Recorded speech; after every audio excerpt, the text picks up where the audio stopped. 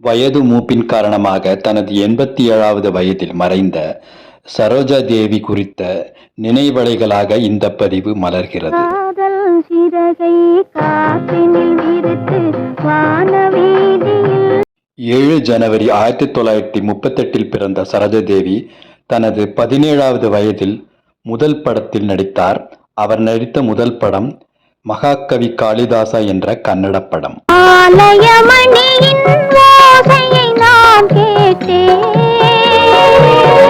புரட்சித் தலைவர் எம்ஜிஆரோடு நடித்து 1958 வெளிவந்த நாடோடி மன்னன் திரைப்படத்திற்கு பிறகு இவரது திரை வாழ்க்கை ஏறுமுகம் கண்டது. தமிழ், தெலுங்கு, கன்னடம், ஹிந்தி உட்பட பல்வேறு மொழிகளில் இவர் 200க்கும் மேற்பட்ட படங்களில் நடித்துள்ளார். இதய வீணை தூங்கும் போது பாட முடியும்.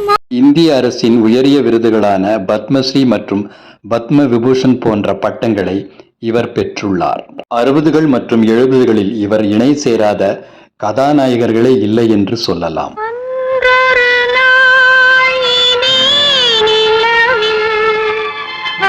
நண்பர்கள் சார்பாக மறைந்த சரோஜா தேவிக்கு எங்களது ஆழ்ந்த நினைவேந்தல்கள்.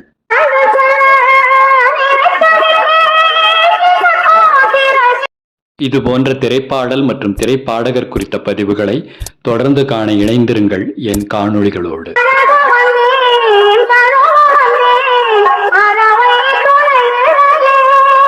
நன்றி, வணக்கம். வெல்க தமிழ்.